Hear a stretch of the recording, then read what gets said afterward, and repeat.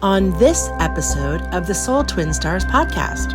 If you're in lack, you're going to have lack. If you're in abundance, you're going to have abundance. I'm not going to let that trigger me, but it's something that you have to actively do. Sit in silence. You're not going to find the answer in noise. You're not going to find the answer over trying. It helps us approach problems with solutions that can't be fixed with more worry.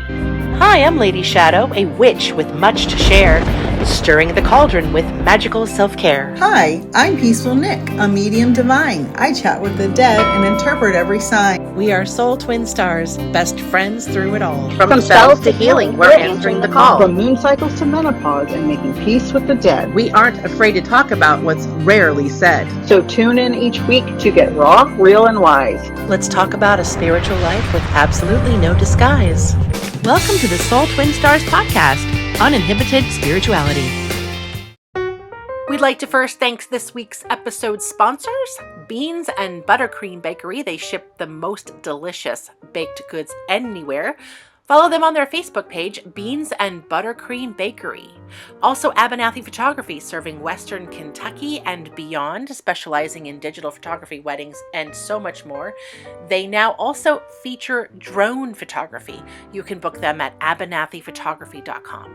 And lastly, if you find yourself in Westchester County, New York, just north of New York City, Fino Restaurant in Croton-on-Hudson, New York, serves the most delicious, authentic Italian food. That's Fino Restaurant, Fino.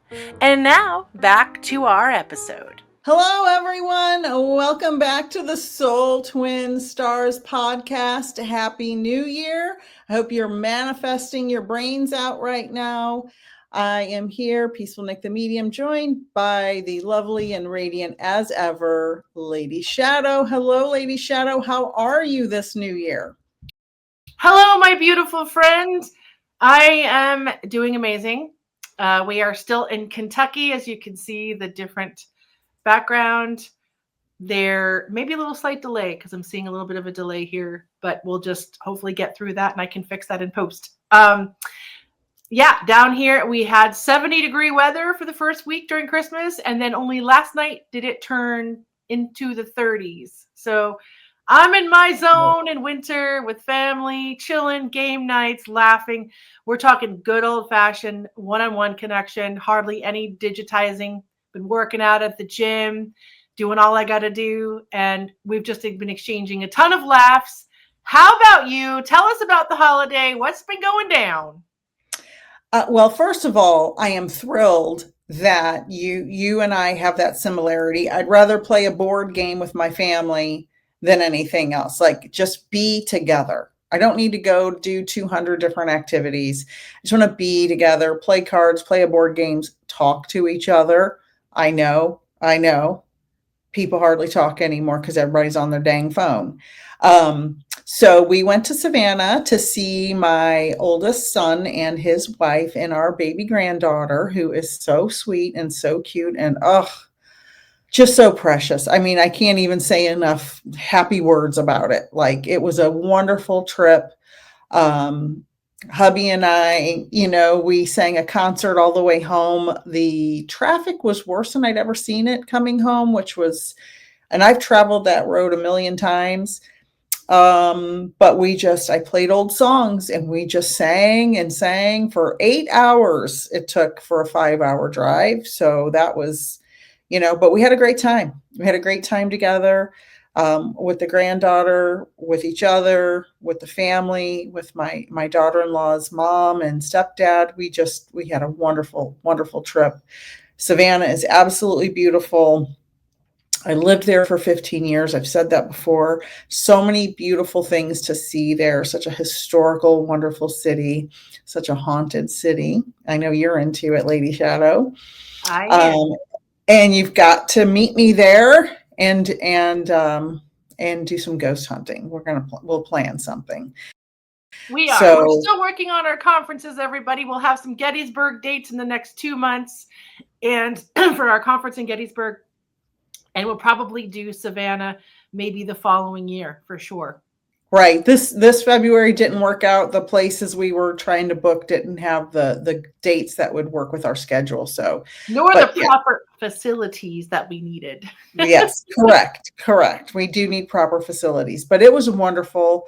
The holiday was wonderful, and I always have in mind those who, are missing someone they love during the holidays, because of course every single person listening has lost someone they love, and there can be a big empty space in your heart when you're experiencing a holiday. So just know that your loved ones in spirit are there with you. And I want to give a little story about that.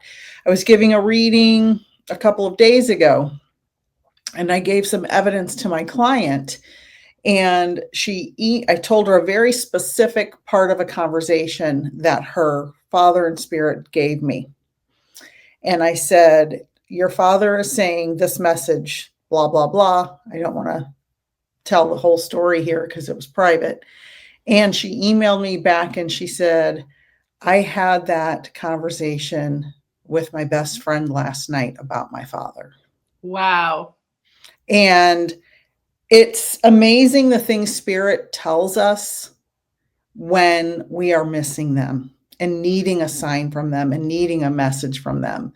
Because yes, we can all communicate with our loved ones in spirit. Everyone on earth has the ability to contact their loved ones in spirit.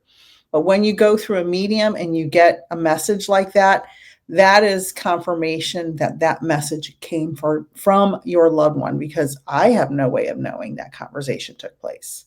So know that because of that one story of the thousands I have, your loved ones are with you and around you at any time. Anytime you're talking about them, thinking about them, they're there.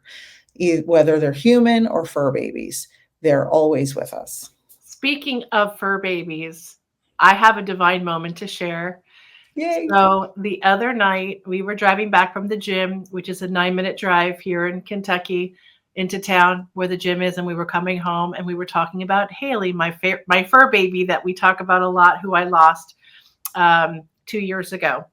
And she was my heart dog, my husband and I's first 4-legged child we raised together. So it was so traumatic. But I told you that the night before she passed, we asked for a sign to let us know when the right time would be to help her cross. And we heard an owl hooting super, super loud right next to us. We didn't even hear it land next to us. It just super loud as soon as we said that. So we knew that we would find a sign, we would get our sign, and that we would agree together that that would be the sign and we could move forward and be at peace with that. So it did. The very next day, we got our sign. She couldn't walk anymore. And so we had to help her cross.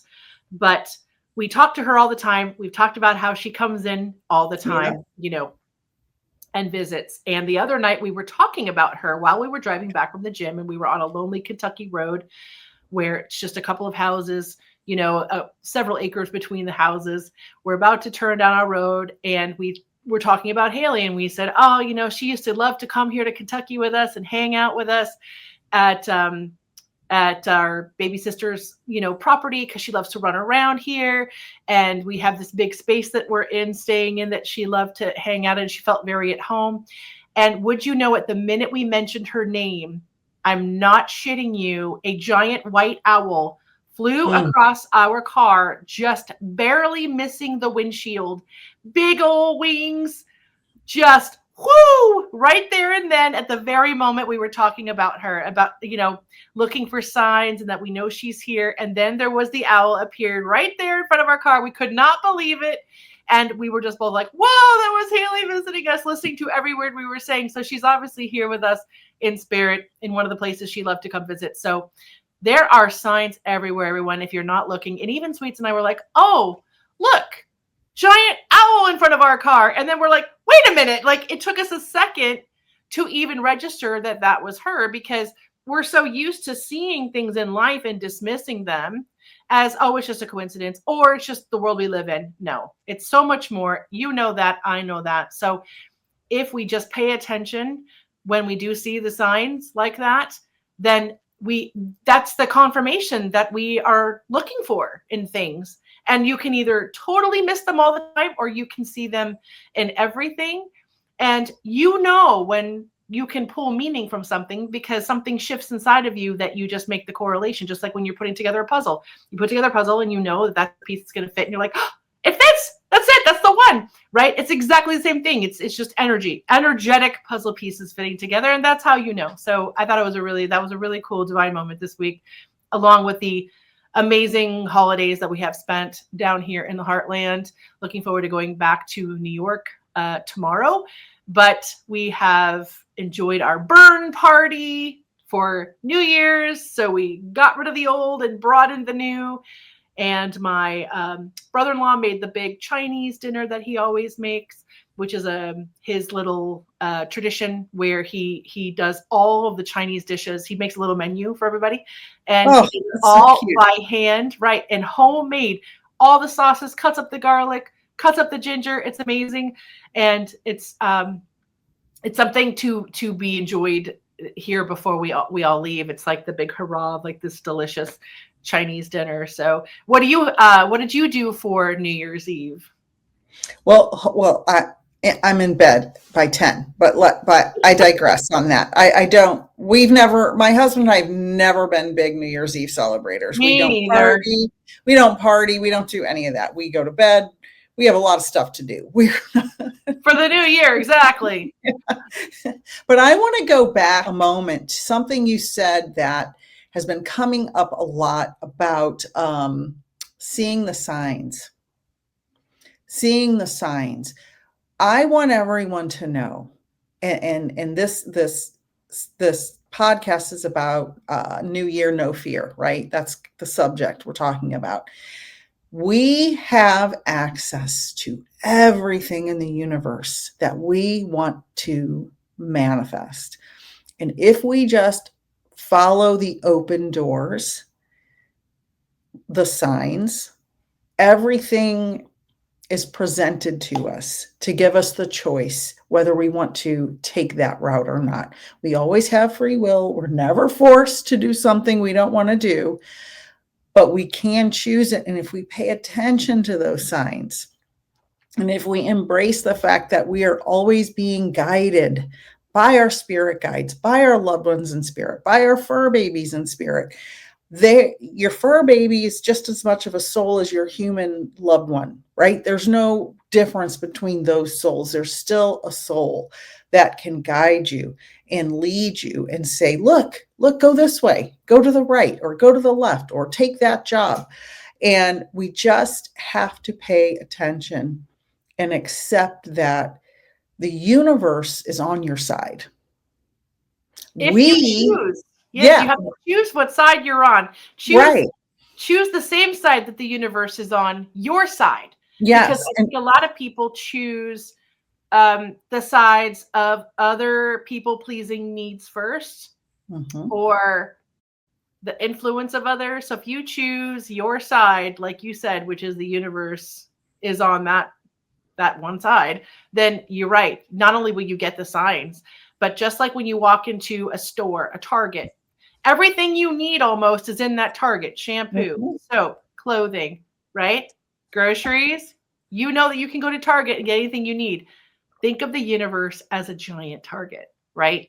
And anything you need, you can pull from it energetically, whether it's the happiness shelf, right? Or I said that exact line to one of my mentees earlier today. It was meeting awesome with one of my annual mentees. I said, it's like back in the day, and she remembered this, and most people I talk to don't remember those, like those enclosures, those plastic enclosures on TV, and they had all the money flying around like a tornado. And I described that. I'm like, the universe is like that. You have access to everything. If you want to grab money, grab money. If you want to grab an education, grab an education. If you want to grab a good relationship, grab a good relationship, because everything is connected. We're all connected at the quantum level. So we can access all of those strings of quantum material that's going through the universe. We can pull all of that in. Yep. But we have to be on our own side. And most people aren't on their own side. most people are programmed by society and friends and family who tell them who they are instead of becoming who you are. Yep. And I literally said, and if you're listening, and I know you listen to the podcast, comment in the comment below. I won't say the person's name, but we talked about that today. That's and crazy. We're recording this a different day than it's coming out. So we're not supposed to tell anybody that. Yeah, but everybody knows. We're not getting up at 6 a.m. to record a podcast. We're also not doing it 2 months out either. Exactly.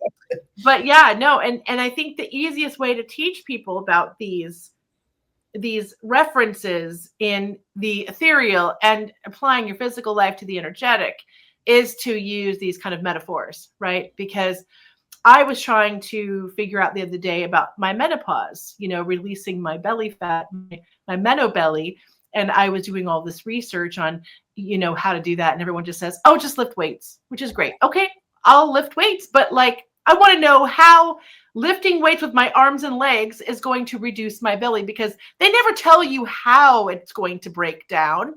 They just tell you what to do. And I'm one of those people that wants to know, to go down in the deeper layers and figure out how things actually work. I just don't want an answer without an explanation.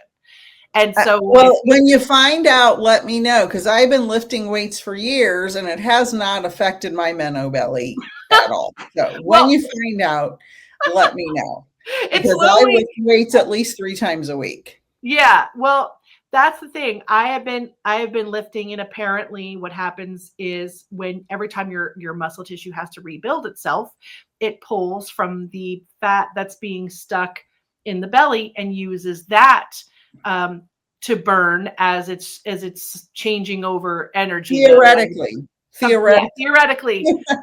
Yes. And then I also realized that there's another supplement out there I learned about, which we all know about what berberine is. It's a metabolic sugar regulator, regulates insulin, and again, helps your body release. I've never heard of that. Oh, you haven't heard of berberine? Okay. They call it nature's Ozempic because it kind of does the same thing. It lessens your appetite. It balances your blood sugar, and it helps you release cortisol, right?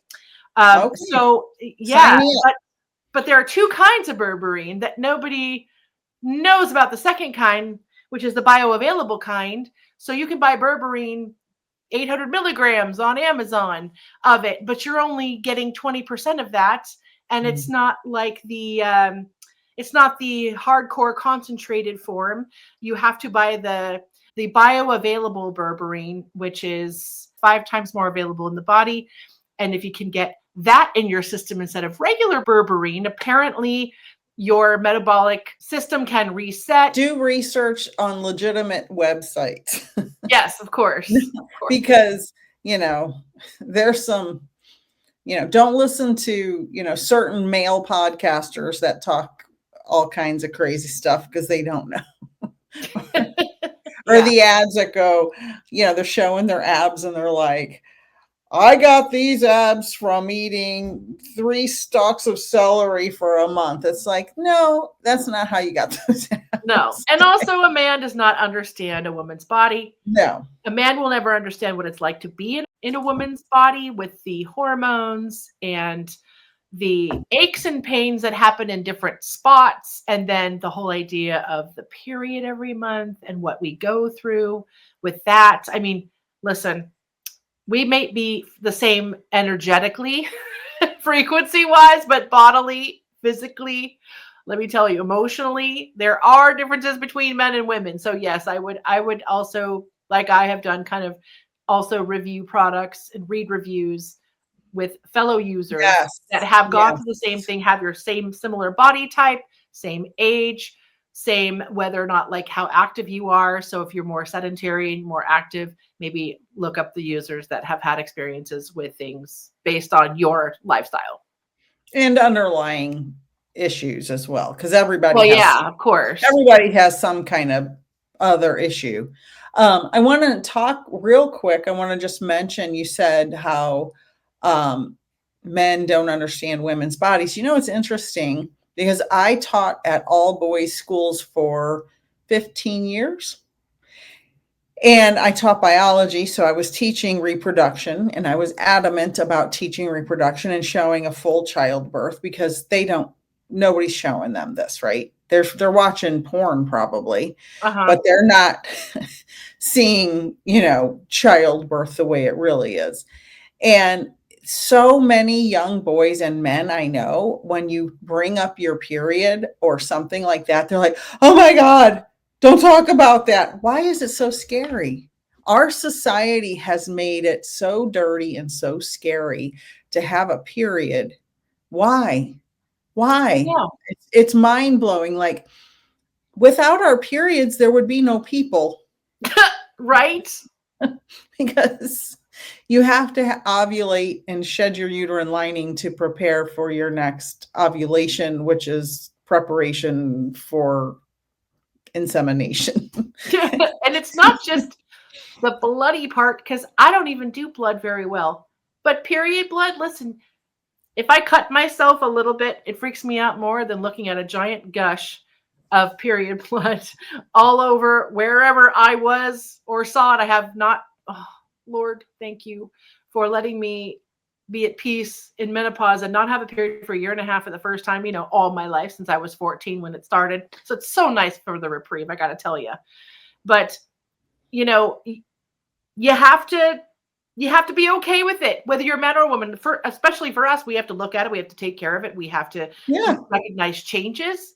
We have to be aware of our bodies and what's coming out, how much, what type, in order to stay healthy and get through all of that. So it can be traumatic, especially for us. Imagine what it's like for us.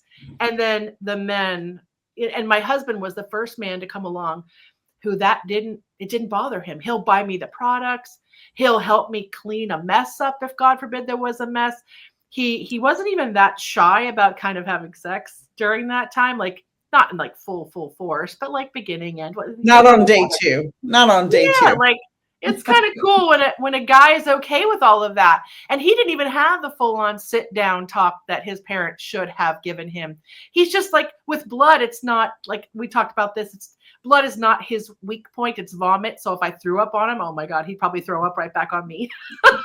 but blood, he's so helpful when it comes to anything bloody, which is wonderful. And not only that, just having to deal with the presentation of it, but the pain that goes along with it, and the uncomfortableness. And then imagine having to go into a meeting or wanting to go swimming, or enjoy the summer like a normal person would, a water park, and it's like that time.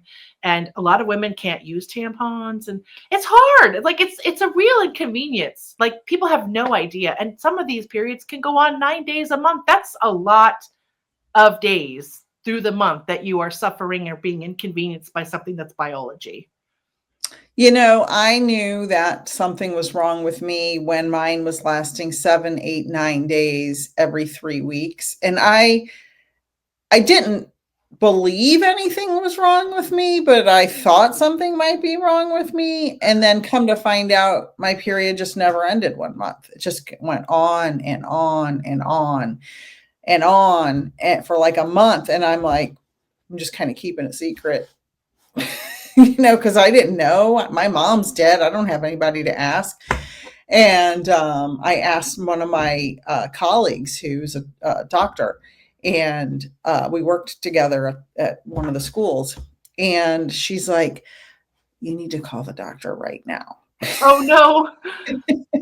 And I go, okay. And I freaked out, and they rushed me in, and I ended up having a hysterectomy, fibroids, precancer in my uterus, all cysts, every endometriosis all over. And I still have that. They didn't get all of that out. So yeah, if you have periods that keep lasting and they keep coming more frequently, and you have a very huge gut and lower back pain, and go to the doctor, because I would have just bled till I passed out. I was like afraid to go.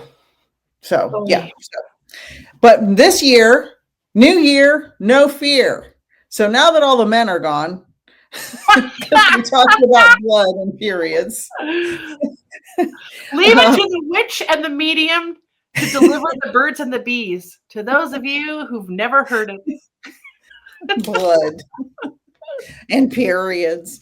And the fact that they haven't they didn't test any kind of medication on women till like recently, and they didn't test pads and tampons with actual blood for like till very recently. It's like, what are you putting on those things? No wonder they all leaked. But and no one tested the ingredients on these things until recently. Toxic shock syndrome. Remember that? Right. But the thing is, they're finding out that it's not just cotton in these things. It's chemicals and preservatives and God knows where the cotton, like if it's a cotton polyester blend, and that could be the cause of all these cervical cancers, right? It might not even be the powder. It could be the tampons. And I had to use tampons for many, many years. And so, I mean, time to educate, time to renew, time to face everything that you've ever wanted to know about your life. And this year is a good year. It's an even numbered year. So get in there and explore your desires, explore who you are, ask the bigger questions about life. Let's make 2026 super rich. Now, how do we do that, Nik? Well, I will explain that. So I will say 2025 is a 9 year. That's the end of a cycle. 2026 is a 1 year, 10, which 1 plus 0 is 10. So how that happens in numerology, I'm not a numerologist. I know a little bit. Okay. Me too. Yeah. 2025 is 2 plus 0 plus 2 plus 5. That's 9. That's how you get it. 2026 is 2 plus 0 plus 2 plus 6. That's 10. 1 plus 0 is 1. So you reduce it down. 1 years are new beginnings. So a whole bunch of stuff is about to come to an end. And this could last into the first few months of the year, right? It's not going to happen on January 1st. So if you're out there thinking all your wishes and dreams for what's happening in the news is going to disappear on January 1st, maybe it will. I don't know. But it might not happen January 1st. Or all your wishes and dreams for your love life or your finances. It's not going to be necessarily January 1st. Give it some leeway. So we can, and I've talked about this many times on the podcast before, if you have the ability to manifest what you want in this next year, you have to not be afraid to fail. You have to say, okay, if this fails, I'll just deal with it. Because we learn more from our failures than our successes. How many billionaires do you know that never declared bankruptcy in any of their companies, right? They all did, right? You can't you just woke up with $1 billion one day. Like, that's not normal. You didn't just come out miraculously brilliant and do all the right things automatically because you just knew everything. That's not how life works. It's trial and error. And instead of becoming despondent from a failure, learn from it and do better. That being said, make sure you have all of your ducks in a row. Don't just mortgage your house because you have the idea of, like they did on Friends, identical hand twins, right? Joe, you never watched Friends, Lady Shadowe. Lady Shadowe never watched Friends, everybody. There's an episode where Joey wants to be identical hand twins with this other guy and thought he was going to make $1 million. Like, don't mortgage your house for that, right? Like, have your ducks in a row, have your finances in a row. And then it's okay to take a risk. It's okay to, like I tell people all the time, my mentees often want to start their own mediumship business. And I always say, don't quit your job. I worked full time for 5 years at my day job while I was a medium. I still have 2 other part-time jobs that are not mediumship. They're both science jobs. Not because I'm afraid my mediumship won't succeed, but because, having multiple streams of income is smart. So the goal is multiple streams of income. Don't quit your day job until you have multiple streams of income. Don't be afraid to fail. Take chances, but don't take uninformed chances. Be intelligent. Set your intention. Do the work. Allow yourself to receive. Make I am statements that say, I am a successful blah, blah, blah. I am financially abundant. I have 6 months worth of savings in case something goes awry. I am statements. That's all a start. The most important thing is believe it and do the work and don't be afraid. Agreed. And there's no shame in trying anything. Anybody who lives anywhere, no matter what town you're in, can name a business that was at some point super successful, even if it was for 6 months, 6 years, a decade, right? And they know that business has gone out of business, right? Mm-hmm. And so just in our own town, we see these pioneers and these brave souls who want to open a new restaurant or a new pizza place or a little store. We were just down in Paris, Tennessee yesterday doing some fun shopping at the antique malls around here, which are, they're great. If you're going to come look for antiques, this is a place to find them. And the way that they structure their communities, and it's mostly mom and pop businesses. But as we all know, when it's not a corporation and it's someone that you may know or a business that you patronaged a lot, and then all of a sudden they're gone. And you can't imagine the heartbreak, and you must think, oh, they failed, they did something wrong, or how that must feel to have a business for so long and then it's gone. Yes, of course there's that. But the fact that they did it and put it out there for all those people to enjoy for the time that they did, right? And if something didn't work out for whatever reason, a lot of times, a husband and wife, they get divorced. And so the business can't be divided properly, and then it has to go out, and right. That's a devastation in its own self.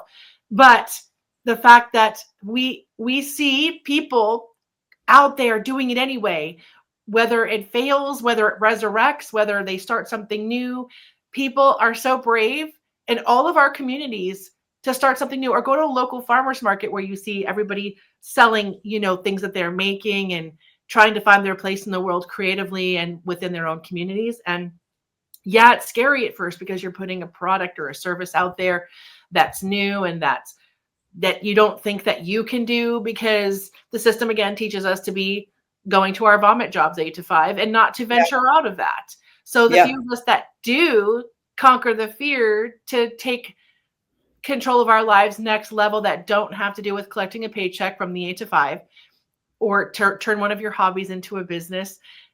Yeah, don't be afraid of that, because even if you did fail, you can start another company and start another one.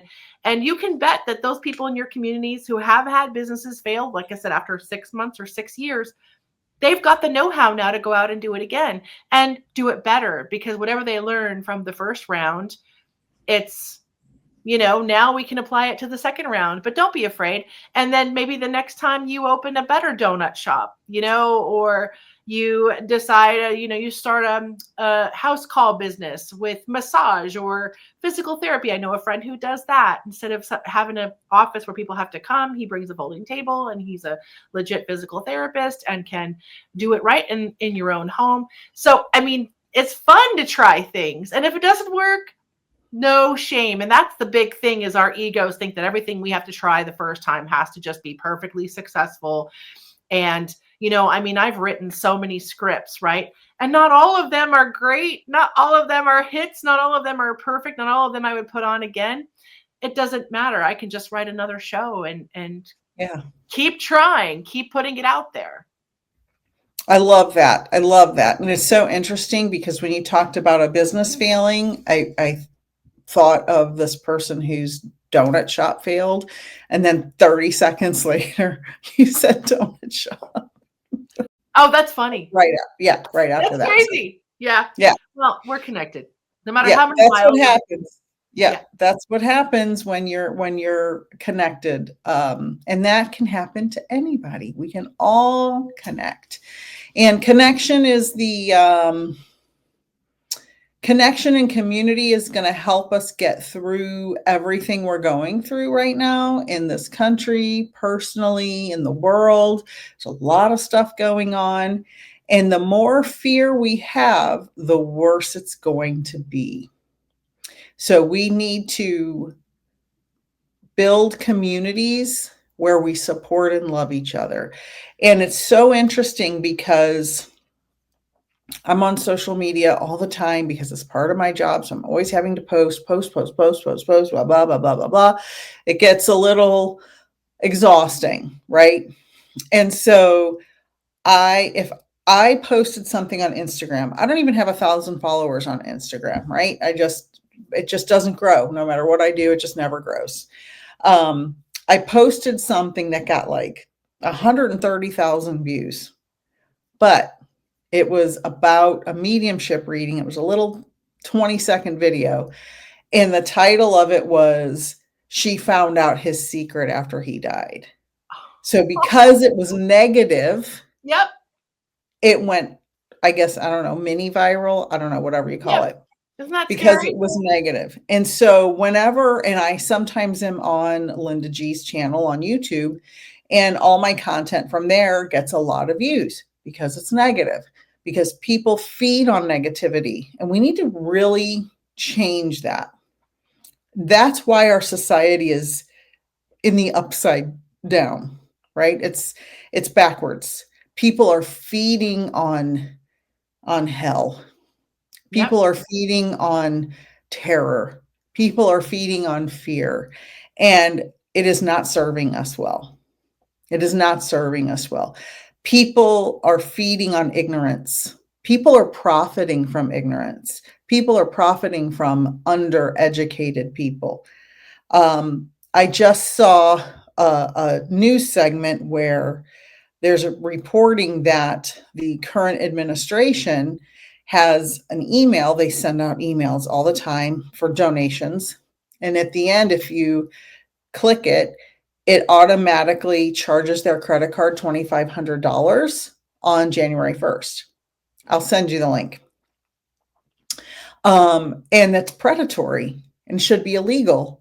But who are they going to report it to? Kash Patel?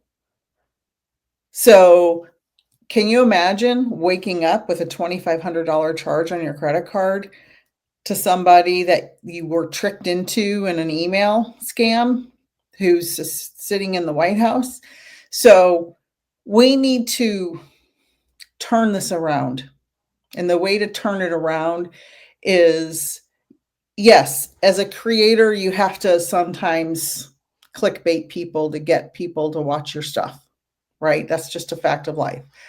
But I want most of my content in our podcast to teach people that it's okay to live a positive, happy, community-based life. And community doesn't necessarily mean your biological relatives. It's okay if you build community with other people, your chosen family, but we need to build each other up.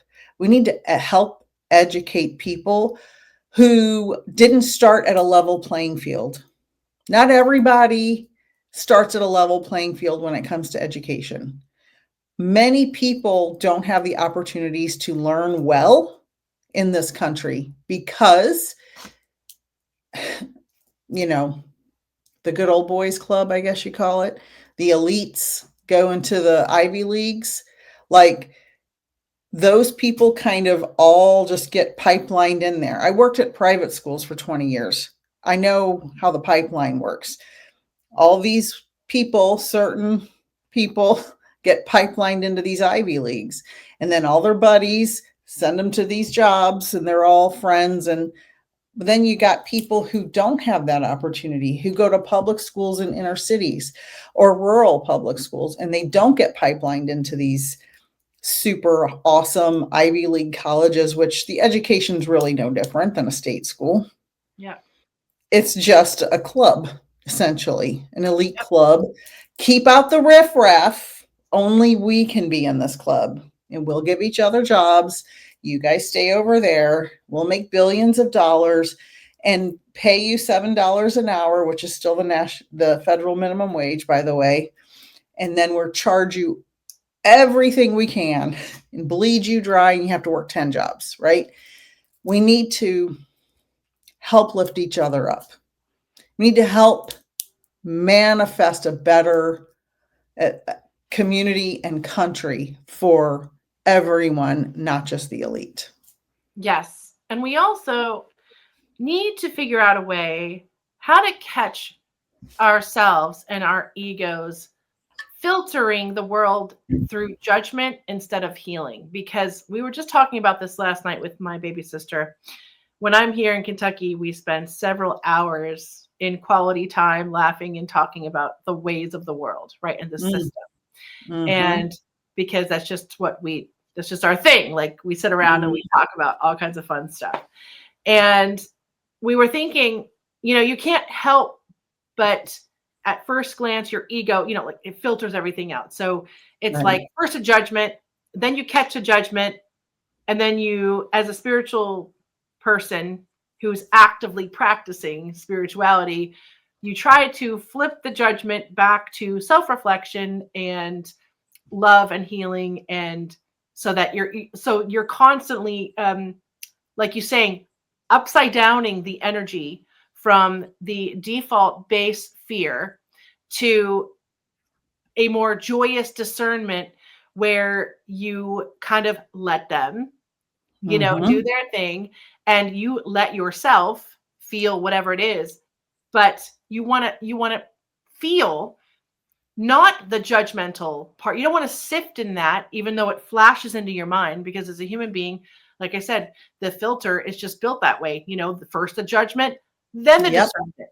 So I'm always trying to flip it. And I'm actually out testing myself, looking at things, observing things, listening to people speak, even on the television, watching those who we shall not name the names of, and I practice this whole like flipping of default judgment to default forgiveness or healing and not my business. And I wish them well and silent blessings. And it's this whole thing that has to go through your mind, just like when you have to make an effort to work out and eat better and take care of yourself and take a shower every day and brush your teeth. There's like certain things that require your maintenance, right? A daily, every minute, every hour maintenance in having this body and this mind and functioning in a place that is so layered in different interactions, right? From the physical to the spiritual. And so I'm finding that just as I am mindful of taking care of my meadow belly and going to the gym and taking a shower and dry brushing and taking supplements and doing all these extra things, I have to do the same with my mental state, right? I have to continually discern and stop and flip those thoughts around. Every time, like you said, I see something on social media that is negative or fear-based, I have to go, nope, I'm not partaking in that. Nope, I'm sending that healing. Nope, I'm sending my own body healing and calm. I'm not going to let that trigger me. But it's something that you have to actively do. So I've been practicing doing that too, because no matter how spiritual you are, or what level of a guru you're at, with not the word gurus, but there are people that consider themselves high up gurus out there. And even the gurus of the world struggle with this, because it's just, we're not Jesus. We can't see the world through a filtered, unconditional love eyes. We have to work at it. But it does get easier as you work at it, because here I am living in a world where there's a president that I didn't vote for. And I have to be okay with the fact that someone else voted. A lot of people voted for this person. And I have to I have to go on with my life and not let that affect me somehow. And I still have to care about everyone in a way, whether they voted for that person or not. I still have to care about what happens to our communities and our friends and those who are naive to the situation. And I don't want that to take over my brain. I don't want that to creep in, like you said, fear-based negativity deter me or waste my energy on something that I cannot change. I can't storm into the White House and change policy, or I can't even go to it's my right to go protest, but is it going to do anything if I go out there to the White House lawn and protest something today? No. So I have to pick my battles, and my battles, like we always say, are between the ears. And I have to say that the perspective that I create for myself, which creates the doors, which creates the feelings, which creates the outcome, is all my responsibility. And I don't want to feel judgment. I don't want to feel judgmental about other people. I don't want to feel angry at the president because he's doing something I can't control. That's all a waste of energy. Like, I'd rather be putting that into, or being able to discern what I can turn into art, peaceful protest with my art, rather than getting all mad and throwing stuffing at the table at somebody because they have a different opinion than me, you know? So I just, it's a daily practice, and it's not even through hours of meditation. It's literally just correcting thoughts, self-correcting thoughts. Just like when we were talking about starting a business, being fearful to step out of the box and start a business. Oh my God, what if nobody likes what I'm creating? What if nobody likes the services I'm putting out there? Well, how would you know unless you try on your friends first? Right. Sell it to your friends, try your service on your family. Well, ask for honest opinions, you know? I'll say this about that. Most people who I know who have small businesses, their friends and family are their worst clients and their biggest critics. If you can get through that, then if you can get through the worst critics, then you're already a step ahead of the competition, right? You're already. I'm just saying, you've done your market research. Strangers on the internet are way more supportive than people we know. I think because people we know maybe feel embarrassed because they don't have the courage to take that step. So it makes them feel uncomfortable that someone else is courageous enough to put themselves out there, but that's another story. I want to say something. You talked about actively having to do better and actively catching yourself in judgment. This is something I'm working on myself, and my husband and we're kind of calling each other out. I've mentioned this before on the podcast. I have a little allergy attack here. I was drinking vitamin C. This wasn't a red Solo cup with beer. It was literally vitamin C, everybody. So FYI, I got a little cold or allergies coming on. But anyway, you were talking about actively working on judging. I've been doing the same.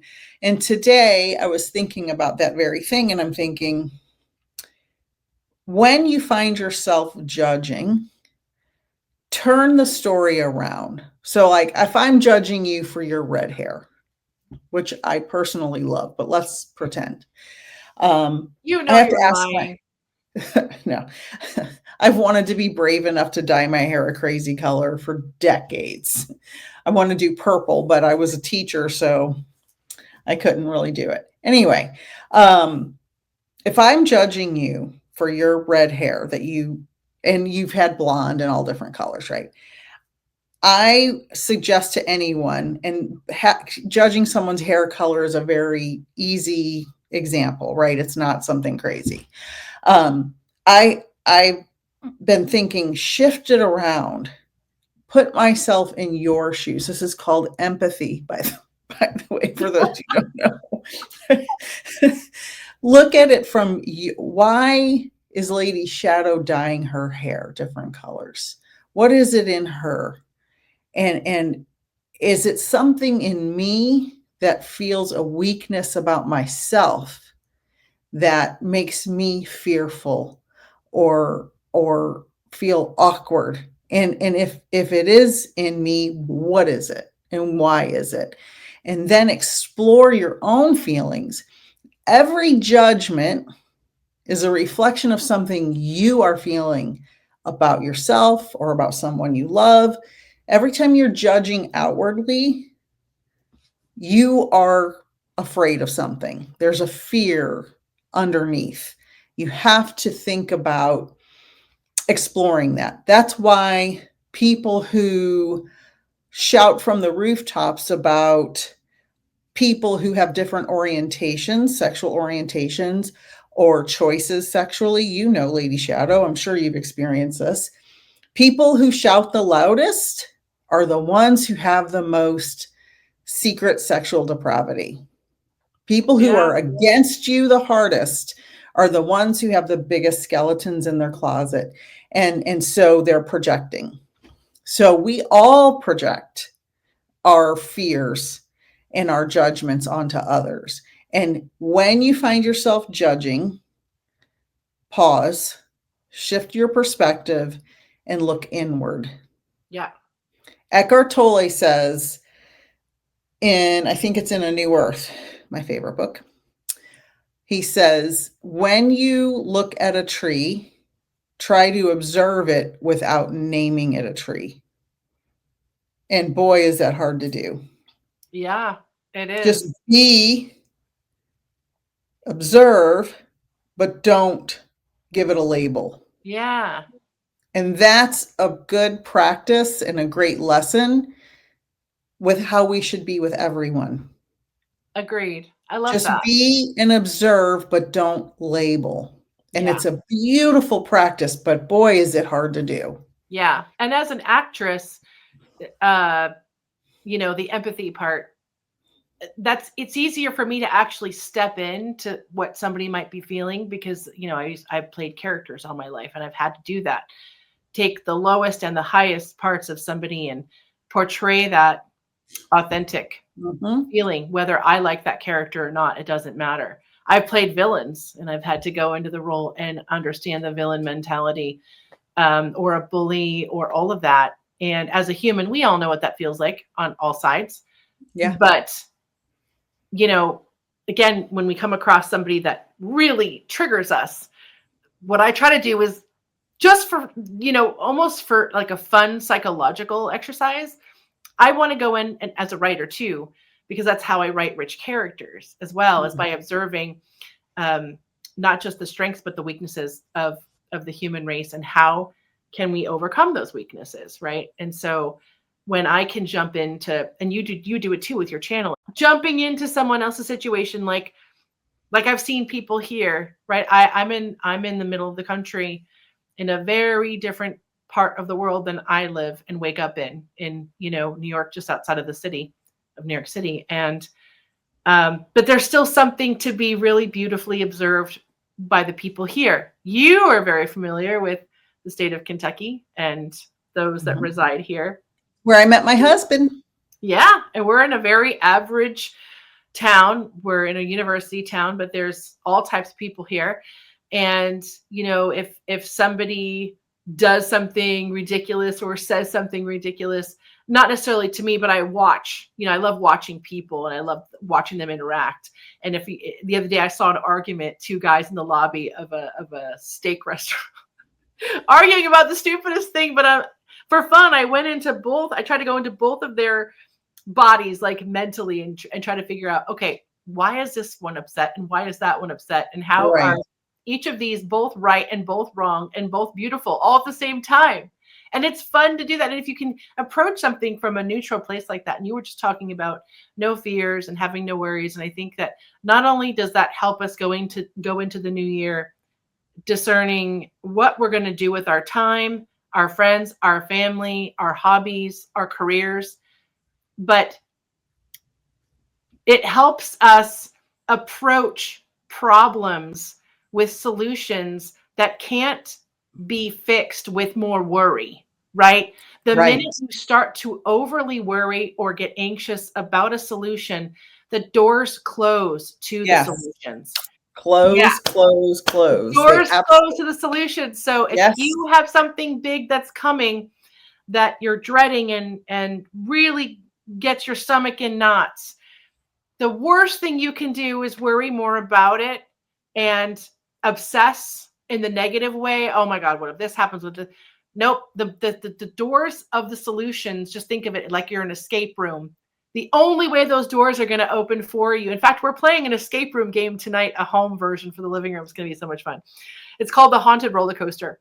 And I was telling my baby sister, who's never done an escape room, which are really fun. If you have not done it out there. I'm terrible at riddles. I'm I terrible know, at escape rooms.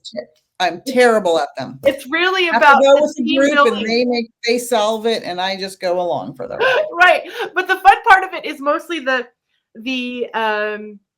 team building exercise that goes with it, right? Where everyone's working together to figure clues out. But doors open when, you've found the most logical answer. And it's the same with life, right? If you're in an escape room with like 6 heavy duty worries sitting on the couch with you, the only way to get them off the couch and into the world to be fixed is literally to sit with them neutrally and with healing and open-mindedness and say, okay, nope, I'm not going to get my body in a twist, because the minute your body starts then activating, doors just close. Boom, boom, boom. Nope. Close. Can't hear that. Close. Can't. It's like yeah. It's like the logical part of your brain shuts down if you're in the emotional part. And that's what David Bayer talks about, the 2 states of being, right? It's powerful and primal. And primal is, oh my God, it's fight or flight, live or die. There's nothing in between. And the powerful state is, no matter what's coming at me, I can fix this. And if any of you don't believe this, think about your whole life up to right now. And how many times, if you're looking back on problems that you all have solved, right? Whether you've solved it in a relationship, a friendship, or you've changed jobs, think about it. There was a time when you didn't know what to do. You found the solution. You are living proof that you did it already. You've solved thousands of problems in your life to this point, and you can continue to solve them. And no matter how big they are. So having the faith first to know that you're going to solve those problems going forward, right? And that you have the capability to do them. But the more peaceful you attack each solution, the easier it gets. And I want to say an example of that everyone probably understands. When you fall in love and you're so happy, you always get hit on by other people. Because you put that out there. You're happy. You're in a good place.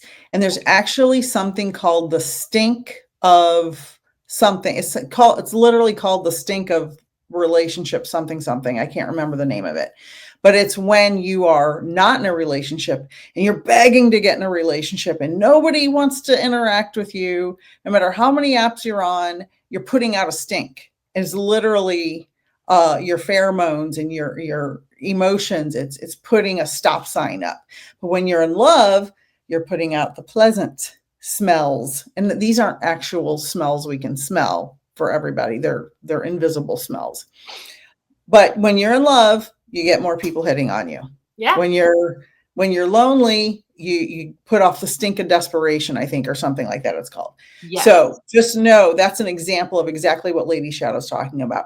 You can apply that to life. If you're in lack, you're going to have lack. If you're in abundance, you're going to have abundance. And I want to say that I have a loved one who's going through some stuff. And I told this person yesterday, I said, sit in silence. Sit in silence. You're not going to find the answer in noise. You're not going to find the answer over trying, over this. You're not doing is not going to find the answer. You have to sit in silence. Actual silence. Yes. Actual silence. Not I'm driving. Driving's not silence.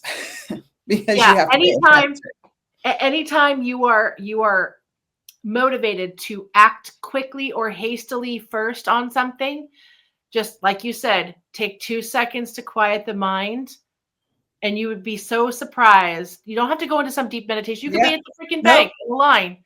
It just takes 2 seconds to be present. Refocus you, and then don't make any decisions until you've taken that time. Sometimes I just lay in bed for my afternoon nap. Anybody knows me knows I'm a napper. I get more work done sleeping than I do when I'm awake, by the way. I know that sounds crazy. I'll lay down and I'll just say to myself, rest for 30 minutes, and I'll just close my eyes. Sometimes I fall asleep, sometimes I don't. But let me tell you, when I'm laying there and I'm just awake, I get the best information and the solutions to anything I'm wondering about in those moments. I don't have the TV on. I'm not looking at my phone. I'm literally laying in silence. Yes. There's a lot to be said for laying in silence or sitting in silence. I want to wrap up by thanking everyone for joining us on this journey for the new year. And I want to mention that we didn't talk about resolutions. Well, we did last week. But we don't really believe in them, right? I don't make New Year's resolutions. Yeah. But right? We did talk about some of the things that we do over here, like the burning and then the bringing in, the releasing and the welcoming. So yeah, I think that's a little different. I'm talking about people who say, whatever, and then by the 5th of January, it's all those ridiculous expectations that we put on ourselves. Yeah. That's what I'm talking about. Thank you guys. Happy 2026. May we all build community. May we all have a new year with no fear. May we continue loving, lifting each other up, and just being present with each other. Lady Shadowe, this has been a wonderful conversation. Thank you. New year. No fear. Thank you so much for joining us this episode for the Soul Twin Stars podcast. Find us on our podcast Facebook page for Magical Mondays live at 8:30 p.m. Eastern, where we will help you magically slay your weekdays, and for awesome giveaways. For more information about what other spiritual things Nik and I do and offer, visit peacefulnikthemedium.com. That's Nik with just a K. Or to connect with me, Lady Shadowe, soulsandspirits.com is the place to go. If you want to be a guest on one of our shows, we would absolutely love that. Contact us at soultwinstars@gmail.com. See you next Friday on Spotify, Amazon Music, iHeartRadio, Apple Music, Facebook, and on YouTube. Sending you all so many blessings. Thank you so much for joining us, and until next time, know that you are all cherished.